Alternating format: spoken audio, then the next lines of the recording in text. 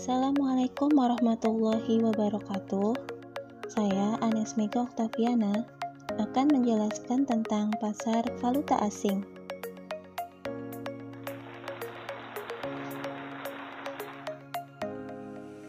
Pengertian pasar falas.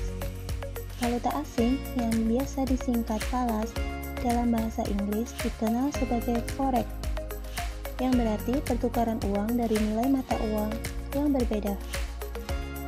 Valuta asing merupakan suatu mekanisme di mana orang dapat mentransfer daya beli antar negara, memperoleh atau menyediakan kredit untuk transaksi perdagangan internasional, dan meminimalkan kemungkinan risiko kerugian akibat terjadinya fluktuasi kurs suatu mata uang. Pasar valuta asing menyediakan pasar sarana fisik maupun dalam pasar kelembagaan untuk melakukan perdagangan mata uang asing, menentukan nilai tukar mata uang asing, dan menerapkan manajemen mata uang asing. Setelah Perang Dunia I dan setelah depresi ekonomi dunia pada tahun 1930-an, dunia menginginkan tercapainya suatu stabilitas ekonomi yang lebih baik. Pada tahun 1944, lahirlah suatu sistem moneter internasional yang dikenal dengan nilai tukar tetap, hasil persetujuan Bretton Woods. Setiap negara memberlakukan kurs yang tetap dari mata uangnya terhadap US dollar. Sejak saat itu, ekonomi negara-negara Eropa serta Amerika mulai tumbuh pesat. Lebih dari itu, lahirnya pasar euro dolar dan Asia Currency Unit adalah untuk mengimbangi peredaran US dollar yang semakin banyak jumlahnya. Pentingnya aktivitas dalam foreign exchange timbul sehubungan dengan perkembangan perdagangan internasional serta semakin meningkatnya perpindahan uang dan kapital internasional. Dari sini bisa dilihat bahwa foreign exchange bukan sebatas moneter, tetapi lebih luas dari itu. Oleh karena itu, dapat dikatakan bahwa pasar valuta asing adalah suatu pasar di mana surat-surat berharga jangka pendek diperdagangkan. Dan dalam perkembangannya, uang berkembang menjadi komoditas yang bisa diperdagangkan. Pasar valuta asing sendiri mengalami pertumbuhan yang pesat pada awal dekade 70-an. Kuncoro tahun 1996, halaman 105, menjelaskan bahwa semua kegiatan bisnis internasional memerlukan transfer uang dari satu negara ke negara lain. Sebagai contoh, suatu perusahaan multinasional Amerika Serikat yang mendirikan pabrik di Inggris pada akhir tahun buku selalu ingin mentransfer laba yang diperoleh dari usahanya di Inggris atau dalam bentuk pound sterling ke kantor pusatnya di Amerika Serikat dalam bentuk US dollar. Maka untuk mengkonversikan mata uang pound sterling Inggris ke dalam US dollar diperlukan adanya pasar falas. Menurut Madura tahun 2000 halaman 58, pasar falas adalah pasar yang memfasilitasi pertukaran valuta untuk mempermudah transaksi-transaksi perdagangan dan keuangan internasional. Kuncoro tahun 1996, halaman 106. Transaksi falas adalah pertukaran suatu mata uang dengan mata uang lain.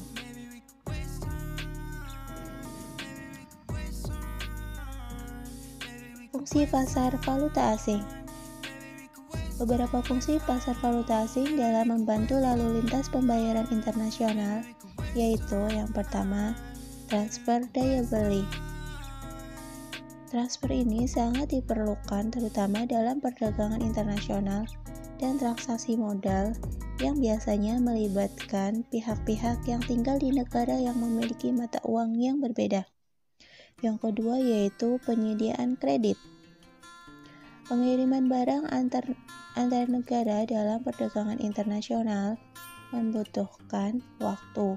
Oleh karena itu, harus ada suatu cara untuk membiayai barang-barang dalam perjalanan pengiriman tersebut, termasuk setelah barang sampai ke tempat tujuan, yang biasanya memerlukan beberapa waktu untuk membiayai barang-barang dalam perjalanan pengiriman tersebut, termasuk setelah barang sampai ke tujuan yang biasanya memerlukan beberapa waktu untuk kemudian dijual kepada pembeli. Yang ketiga yaitu mengurangi resiko falas. Importir mengharapkan memperoleh keuntungan dalam usaha perdagangan. Dalam kondisi normal dari kemungkinan resiko yang tidak diperkirakan, misalnya terjadi perubahan kurs yang tiba-tiba, sehingga mempengaruhi besarnya keuntungan yang telah diperkirakan. Nopirin tahun 1987 halaman 165-166 menyebutkan beberapa fungsi pokok pasar valuta asing dalam membantu lalu lintas pembayaran internasional. Di antaranya yaitu yang pertama, mempermudah pertukaran valuta asing serta pemindahan dana dari satu negara ke negara lain. Yang kedua yaitu karena sering terdapat transaksi internasional yang tidak perlu segera diselesaikan pembayaran atau penyerahan barangnya, maka pasar valuta asing memberikan kemudahan untuk dilaksanakannya perjanjian atau kontrak jual beli dengan kredit. Selanjutnya yang ketiga yaitu memungkinkan dilakukannya hedging. Seorang pedagang melakukan hedging apabila dia pada saat yang sama melakukan transaksi jual beli valuta asing yang berbeda, untuk menghilangkan atau mengurangi resiko kerugian akibat perubahan kurs.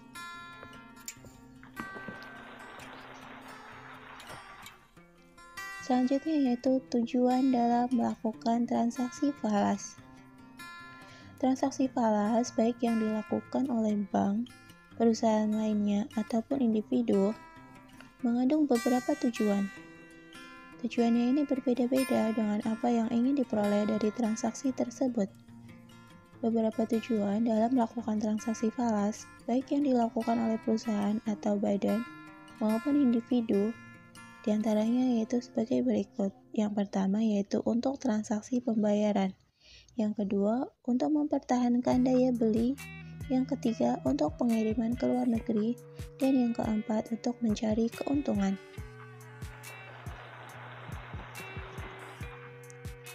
Jenis-jenis pasar falas dan transaksi valuta asing.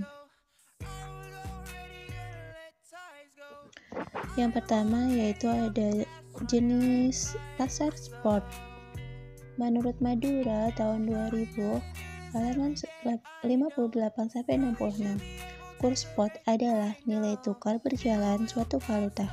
Kemudian yang dimaksud pasar spot adalah pasar yang memfasilitasi transaksi-transaksi nilai tukar berjalan suatu valuta, di mana komoditi atau falas dijual secara tunai dengan penyerahan segera. Disebut juga actual market atau physical market. Menurut Kuncoro tahun 1996, halaman 106-107, transaksi spot terdiri dari transaksi falas yang biasanya selesai dalam maksimal 2 hari kerja.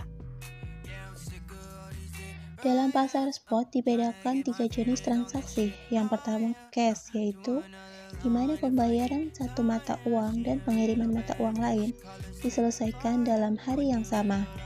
Yang kedua yaitu TAM atau kependekan dari tomorrow atau besok, di mana pengiriman dilakukan pada hari berikutnya. Yang ketiga yaitu spot, di mana pengiriman diselesaikan dalam tempo 48 jam setelah perjanjian. Selanjutnya yaitu yang kedua ada pasar forward. Menurut Madura tahun 2000 halaman 58-66. Kurs forward adalah nilai tukar suatu valuta dengan valuta lain pada suatu waktu di masa depan yang dikuotasikan oleh bank-bank. Kemudian yang dimaksud pasar forward adalah pasar yang memfasilitasi perdagangan kontrak forward mata uang. Menurut Kuncoro tahun 1996 halaman 106-107, transaksi forward merupakan transaksi falas di mana pengiriman mata uang dilakukan pada suatu tanggal tertentu di masa datang. Kurs di mana transaksi forward akan diselesaikan telah ditentukan pada saat kedua belah pihak menyetujui kontrak untuk membeli dan menjual. Waktu antara ditetapkannya kontrak dan pertukaran mata uang yang sebenarnya terjadi dapat bervariasi dari 2 minggu hingga 1 tahun. Jatuh tempo kontrak forward biasanya 1, 2, 3, atau 6 bulan. Transaksi forward biasanya terjadi bila eksportir, importir, atau pelaku ekonomi lain yang terlibat dalam pasar falas harus membayar atau menerima sejumlah mata uang asing pada suatu tanggal tertentu di masa mendatang. Selanjutnya yang ketiga yaitu pasar currency future.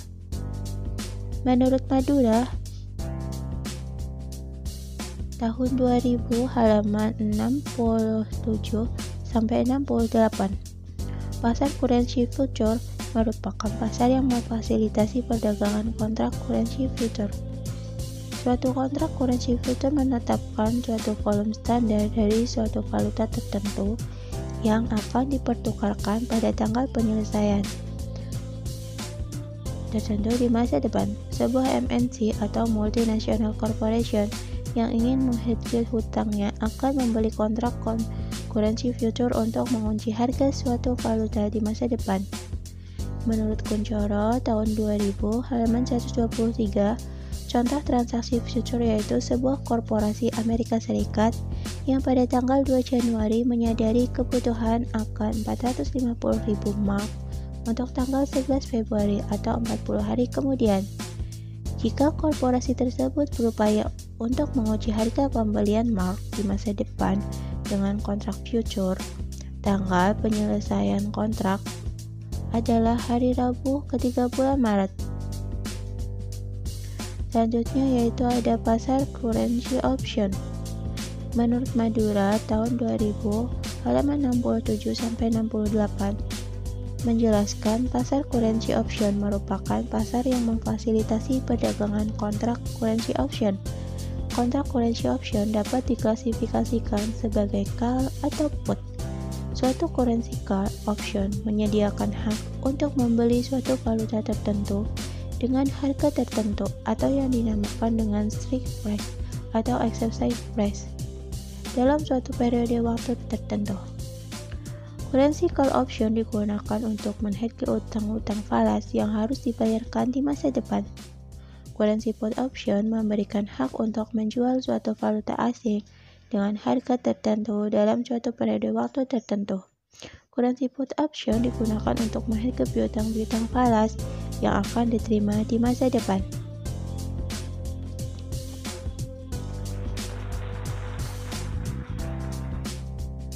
Selanjutnya ada jenis transaksi valuta asing. Ada 2 jenis transaksi valuta asing. Yang pertama yaitu transaksi spot. Transaksi ini terdiri dari transaksi falas yang biasanya selesai dalam maksimal 2 hari.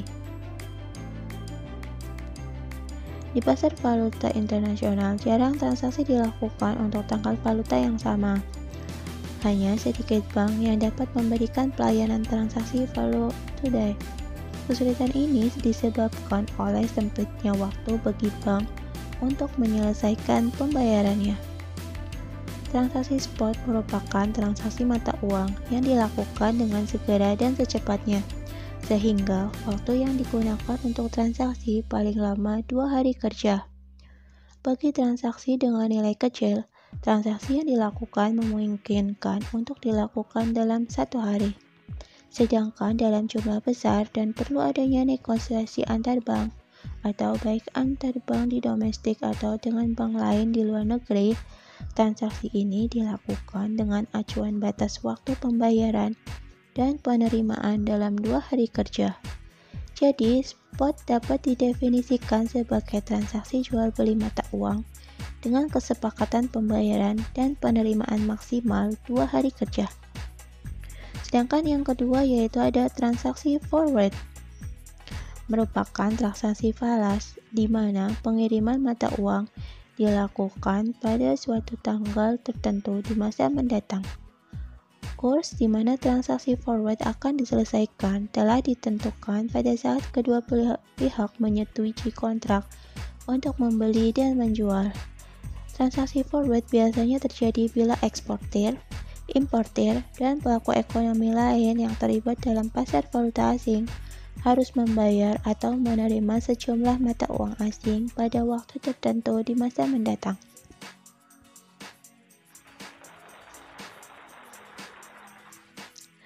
Selanjutnya ada pelaku pasar falas. Menurut Madura, tahun 2000, halaman 648, menjelaskan, para pelaku dari pasar valuta asing adalah market composed primarily of bank, serving firm and consumer who is to buy or sell various currency. Definisi tersebut diartikan sebagai pasar yang pelakunya terdiri dari bank-bank, perusahaan-perusahaan, dan masyarakat yang ingin membeli atau menjual mata uang berbagai negara. Pelaku utama dalam pasar falas amat beragam, tidak hanya dalam skala operasi, namun juga tujuan dan metode memanfaatkan pasar ini. Pelaku ekonomi yang utama dalam pasar falas dapat digolongkan menjadi yang pertama yaitu individu. Individu-individu yang bermain di pasar falas terdorong oleh kebutuhan bisnis dan pribadinya. Kebutuhan pribadi misalnya, seseorang ingin mengirim sejumlah uang kepada familinya di luar negeri. Kebutuhan bisnis muncul apabila seseorang terlibat dalam bisnis internasional, contohnya importir individu. Yang kedua ada institusi. Institusi yang dimaksud di sini adalah institusi-institusi keuangan yang mempunyai investasi internasional, meliputi dana pensiun, perusahaan asuransi, mutual fund, dan bank investasi.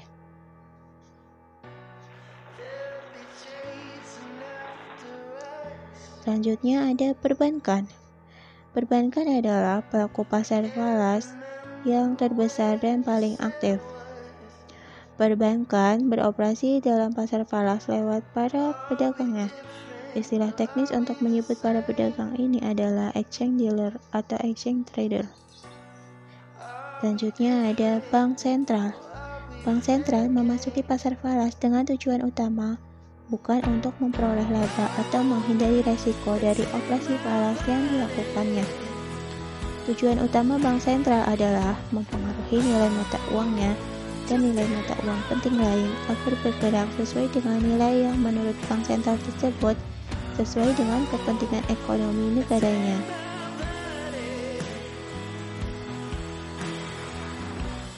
Selanjutnya ada spekulan dan arbitraser.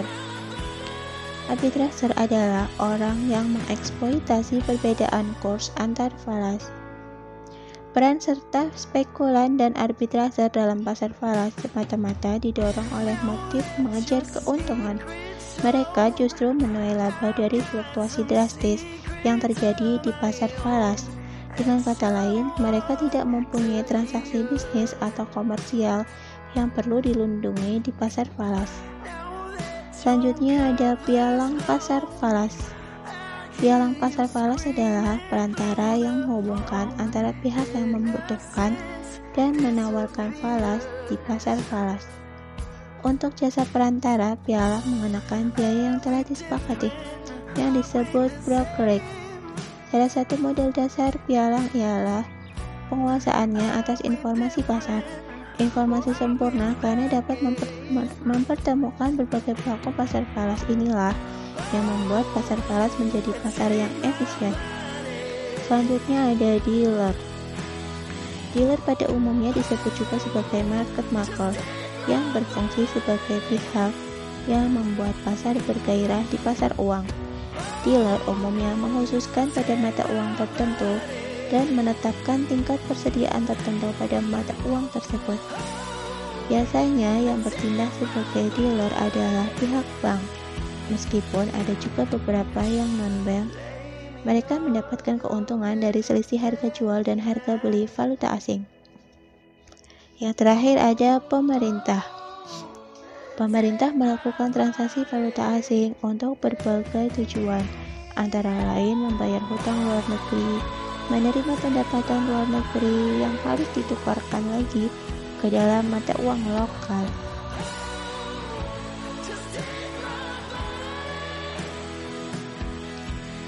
Selanjutnya ada mekanisme pasar valuta asing. Menurut Kuncoro tahun 1996, halaman 107, seandainya ada mata uang tunggal internasional, barangkali pasar falas tidak diperlukan. Kenyataan menunjukkan dalam setiap transaksi internasional selalu digunakan falas. Dengan kata lain, ada kebutuhan untuk mengkonversi mata uang yang satu menjadi mata uang lain. Inilah yang menimbulkan adanya permintaan akan transaksi falas. Pasar falas dunia menawarkan mekanisme yang dapat menyelesaikan transaksi yang kompleks dan beragam secara efisien. Perantara utama dalam pasar falas adalah bank-bank utama yang beroperasi di seluruh dunia, terutama yang berdagang falas. Bank-bank ini dihubungkan dengan jaringan telekomunikasi yang sangat maju dan canggih, di mana dapat menghubungkan bank-bank tersebut dengan klien utama dan bank-bank lain di seluruh dunia. Tidak seperti di pusat saham yang memiliki lantai perdagangan atau trading floor. Pialang-pialang berbagai bank dalam pasar falas tidak pernah bertemu dan berhadapan secara langsung. Hanya telepon, modem, mesin fax, terminal komputer, atau telex yang menghubungkan permintaan dan penawaran falas. Selanjutnya ada dua tingkatan dalam pasar falas. Yang pertama yaitu pasar konsumen atau eceran, di mana individu atau institusi membeli dan menjual falas kepada bank. Sebagai contoh, bila IBM bermaksud merepatriasi keuntungan dari cabangnya di Jerman ke Amerika Serikat, maka IBM dapat mendatangi sebuah bank di Frankfurt dengan tawaran menjual DM yang dimilikinya untuk ditukarkan US dollar. Kedua, apabila bank tersebut tidak memiliki jumlah US dollar yang diinginkan, maka bank tadi akan mendatangi bank lain untuk memperoleh dolar sebagai ganti DM atau falas lain. Penjualan dan pembelian semacam ini disebut pasar antar bank.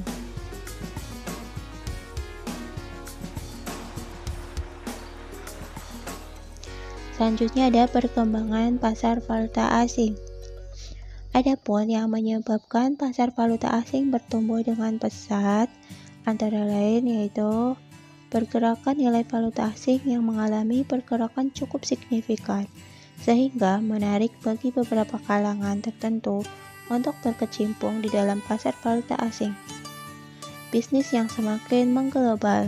Selanjutnya ada perkembangan telekomunikasi yang begitu cepat dan keuntungan yang diperoleh di pasar valuta yang cenderung besar meningkatkan keinginan berbagai pihak berusaha memperoleh gain dari pergerakan valuta asing. Dan juga ada keterlibatan perbankan syariah terhadap perdagangan internasional. Perbankan syariah pun tidak dapat menghindarkan diri dari keterlibatannya pada pasar valuta asing.